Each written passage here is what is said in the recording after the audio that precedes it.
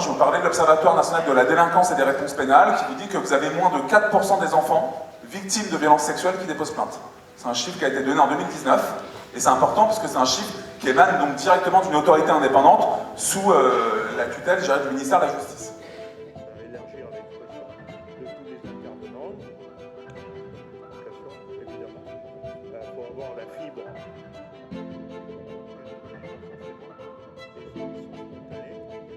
En tout cas, cette journée, j'en suis certain, portera ses fruits comme les années précédentes.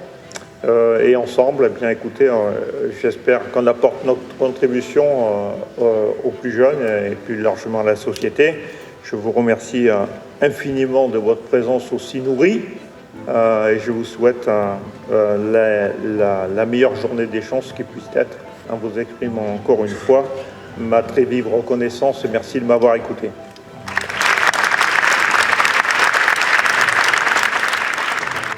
Bien rempli.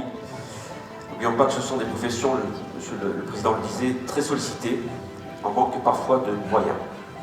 Donc concilier vie professionnelle et puis les exigences de ce diplôme de CDU que nous déployons à l'université.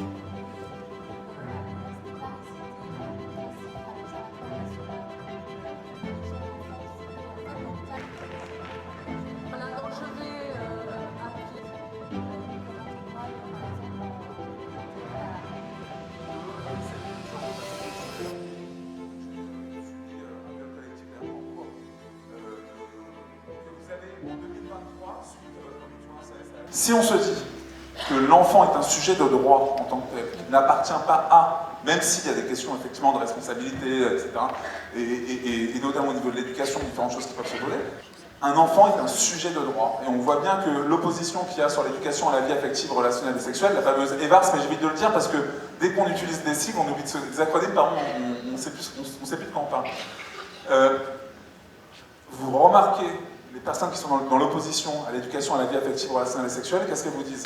C'est plus du registre de la famille, en fait, d'apprendre ça à son enfant. Et donc, ça veut dire quoi? L'enfant, en fait, c'est la possession, en fait, des parents. Vous voyez? Et ça, c'est intéressant, en fait, de ce que ça renvoie, et c'est vraiment là-dessus qu'on doit avancer.